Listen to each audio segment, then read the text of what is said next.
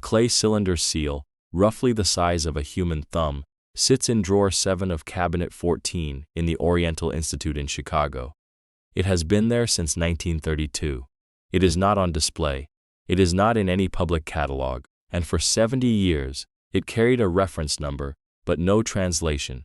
That changed in 2003, when a retired astrophysicist named Dr. Heinrich Voss requested access to the Institute's unstudied Mesopotamian collection.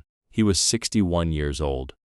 He had spent 30 years at the Max Planck Institute for Astrophysics, publishing over 80 peer-reviewed papers on stellar dynamics and orbital mechanics. He had no background in archaeology, no training in Assyriology. What he had was a star chart, specifically, a computer-generated projection of the night sky over Mesopotamia, calculated backward and forward across 6 Zeusen years, using the same orbital modeling software used by NASA's Jet Propulsion Laboratory. He believed that symbols on an unstudied Sumerian seal corresponded not to religious iconography, but to a precise astronomical alignment, an alignment that had not yet occurred, an alignment the Sumerians had placed on a seal and buried in the ground, apparently to be found at the exact moment it became relevant. Dr. Voss submitted his findings to 3 separate journals in 2005. All 3 rejected the paper without peer review. No referee reports were issued. No revisions were requested. He died in January 2006, heart failure.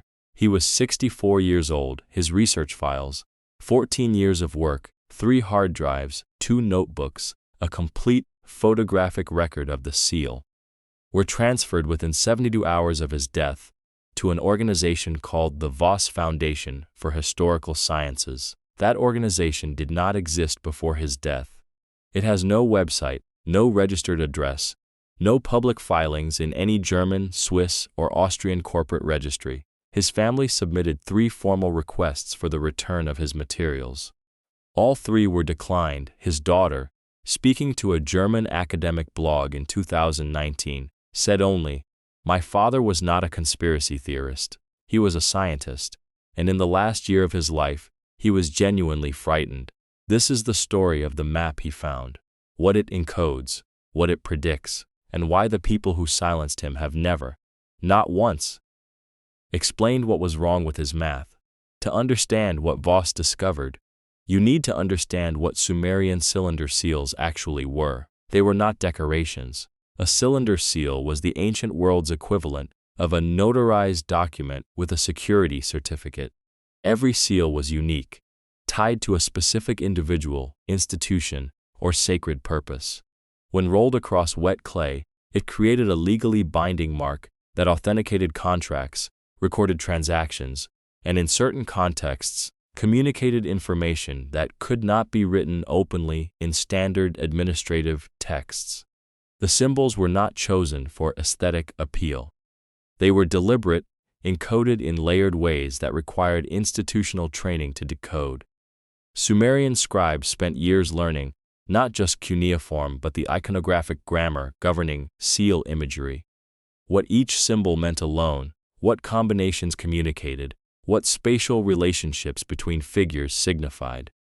Over 500,000 Sumerian cylinder seals have been recovered across modern-day Iraq, Iran, Syria, and Turkey. The Oriental Institute holds over 3,000. Most have been studied. Roughly 400 remain in the unstudied archive, logged but untranslated, filed but unexamined. The seal Voss examined, catalogued as OI 7741C, was excavated from the ruins of Nippur in 1929. Nippur was not a military city, not a trading hub.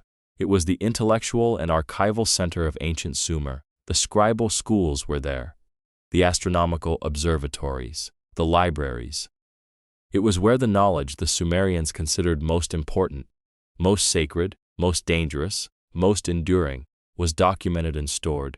OI 7741C was found in a sealed clay jar, buried beneath the floor of a scribal archive. The jar had been sealed with bitumen, intact. Whatever was inside had been placed deliberately, sealed against time, and buried under a floor later covered by 3 more construction layers. Someone wanted this jar to survive. The jar also contained 3 other objects: a fragment of a clay tablet with a single line of cuneiform text, a small bronze instrument matching no catalogued Mesopotamian tool type, and a piece of lapis lazuli, the stone the Sumerians considered the material of the heavens, carved into a 7-pointed star, 7 points, not the standard 6, not the 8-pointed star of Inanna.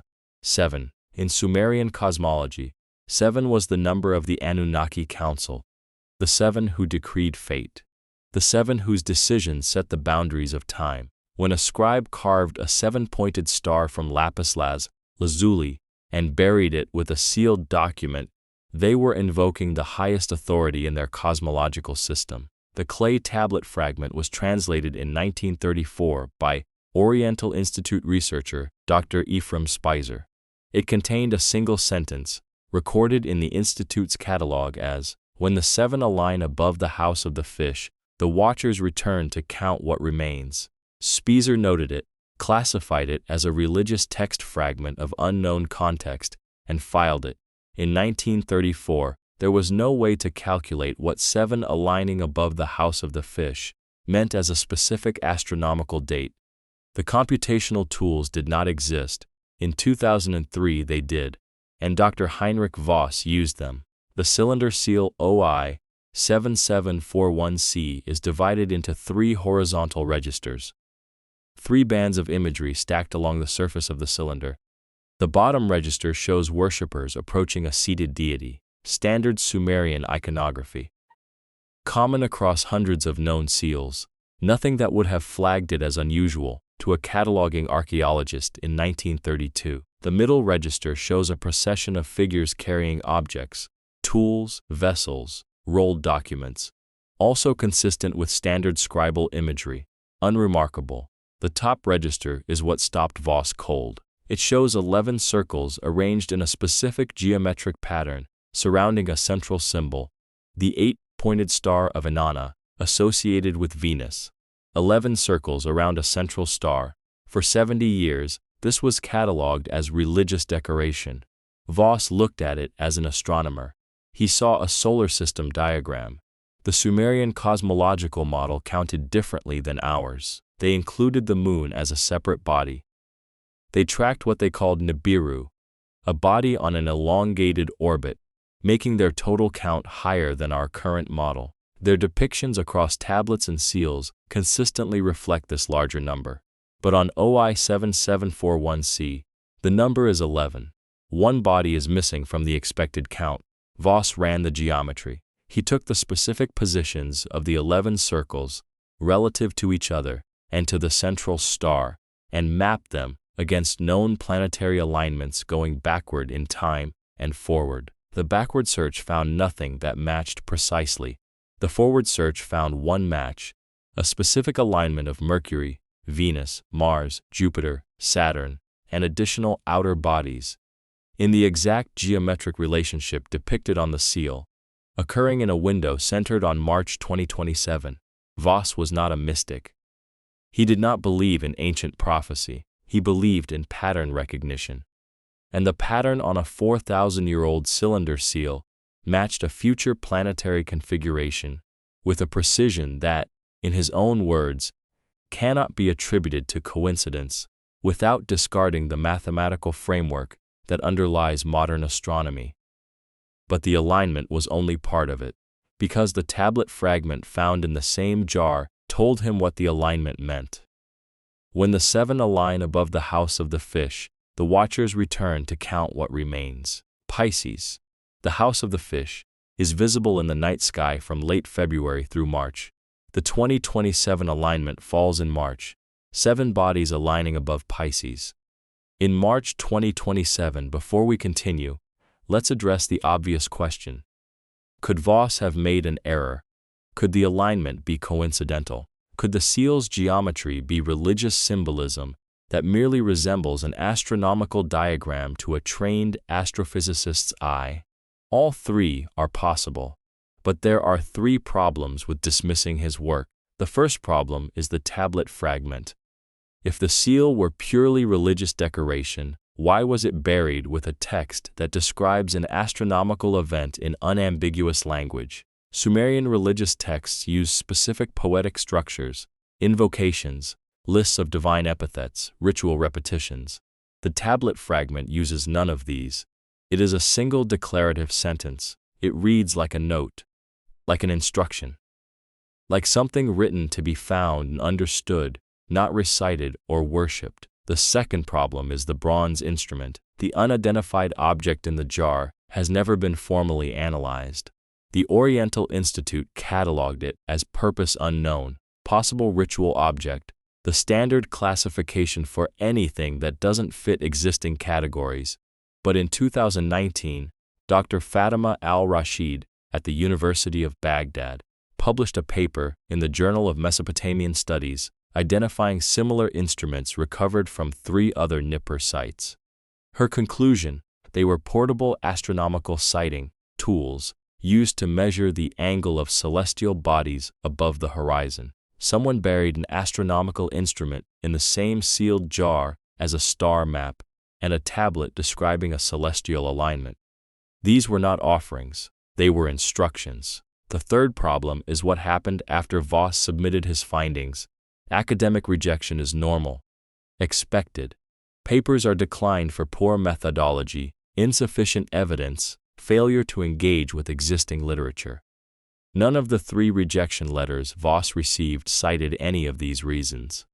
2 provided no explanation at all. The third said only that the paper does not fall within the scope of our current editorial focus. An astrophysics paper with documented mathematical modeling submitted to journals that regularly publish archaeoastronomy research was rejected without substantive explanation. Voss then wrote to a former colleague at Max Planck asking for feedback before resubmitting. The colleague's response was a single sentence: "I cannot be involved in this. Not your methodology is flawed. Not I disagree with your conclusions. Not this is outside my expertise. I cannot be involved in this." Within 18 months of submitting his paper, Dr. Heinrich Voss was dead. His colleague has never publicly commented on their correspondence. Here is what the Sumerian record actually says about the Watchers, not the later interpretation, not the Book of Enoch, which dates to roughly 300 BCE. The original Sumerian source material, which predates Enoch by 3,000 years. The Anunnaki tablets recovered from Nippur describe a category of beings distinct from the Anunnaki themselves. In the scribal archives of Nippur specifically, they appear under a designation not found in records from other cities, the Masar. The Masar are described as observers. They do not intervene. They do not communicate with humans. They watch. They count. And at specific intervals determined by celestial cycles, they return to assess, not to help, not to guide, to count what remains. The phrase appears in the tablet fragment buried with Voss's seal. It appears in at least 4 other recovered Nippur tablets. In each instance, the context is identical. A celestial alignment triggers a return, and the purpose of that return is enumeration. Counting, measuring, assessing the progress of the experiment. In 3 of these tablets, the passage continues past the counting. If the count reaches a predetermined threshold, the Masar record it and depart. If it does not, if what remains is below the threshold set at the experiment's origin, the tablets use a word translated variously as correction, pruning, or the more literal rendering, removal of what did not grow correctly. We do not know what threshold was set.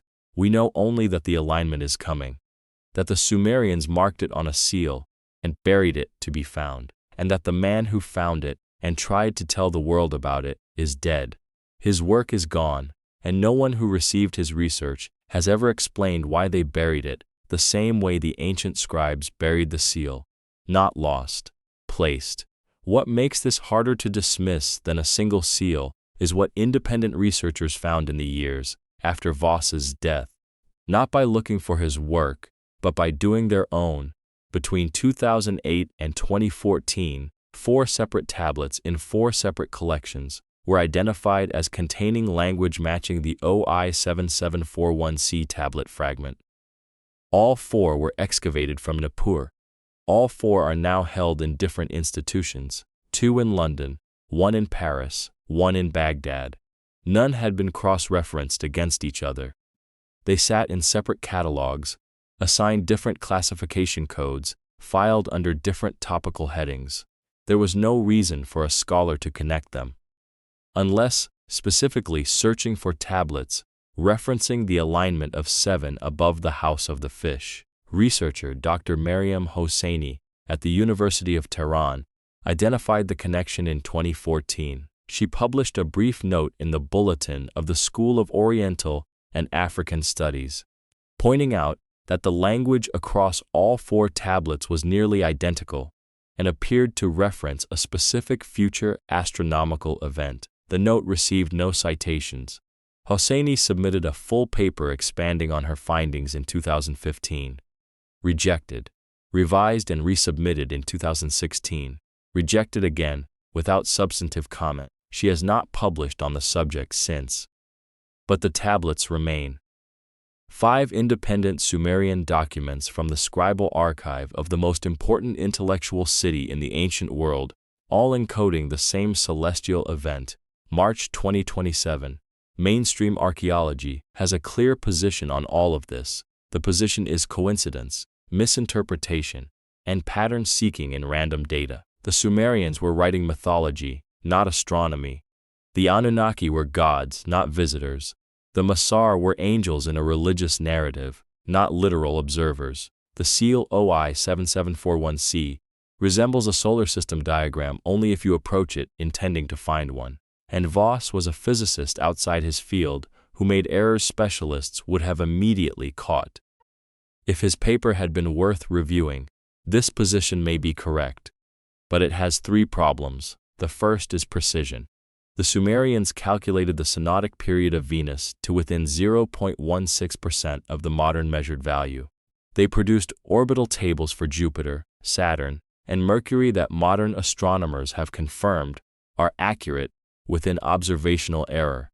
These required systematic, multi-generational observation and sophisticated mathematical modeling. If their cosmological imagery were purely religious decoration, how do we account for the precision that permeates every other aspect of their astronomical record? The answer cannot be, they were good astronomers except when depicting the gods. The distinction does not hold. The second problem is institutional. The Oriental Institute has existed since 1919, over a century to study its Mesopotamian holdings. The fact that OI7741C sat untranslated for 70 years is not a resource problem. It is a priority problem. Someone decided, across multiple institutional administrations spanning decades, that these particular seals did not require attention. That decision may have been entirely mundane, or it may reflect something more specific. A quiet institutional understanding that certain parts of certain collections are better left unexamined. The third problem is the response to Voss, not the rejection. Rejection is normal, the silence. The single email saying, "I cannot be involved in this," the disappearance of files into a non-existent foundation. 2 other researchers, Hosseini, al-Rashid, whose adjacent work was similarly absorbed without engagement. Coincidence has limits. At some point, the accumulation requires a more precise explanation. No one with institutional authority has offered one. Here is where we are: a cylinder seal in drawer 7, cabinet 14, Oriental Institute, Chicago, catalog number OI7741C, encodes a planetary alignment that falls in March 2027. It was buried in a sealed jar in the scribal archive of ancient Nippur, alongside an astronomical instrument and a tablet fragment describing what that alignment means. It sat unstudied for 70 years. The man who studied it is dead. His work is gone. The organization that took it does not publicly exist. 5 independent Sumerian documents from the same city reference the same event in nearly identical language. They are in 4 institutions across 3 countries. The researcher, who identified the connection, has stopped publishing on the subject. The Masar, according to the tablets, do not announce their arrival. They come when the alignment comes. They count what is here. They make their assessment based on what they find. The Sumerians understood this. They lived through at least one previous alignment cycle. The records suggest they knew the Masar from direct institutional knowledge, not inherited mythology, and their response was not panic, it was documentation, preservation. Encoding information in material designed to outlast anything that might try to suppress it. They buried a map. They built it to last 4,000 years. They included everything a future civilization would need to find it, read it, and verify it independently. Dr. Heinrich Voss found it. He verified it. He tried to tell people, and the people who stopped him made the fundamental error that institutions always make when they try to bury information. They forgot what they were dealing with. Clay lasts longer than careers. Cuneiform outlasts confidentiality agreements.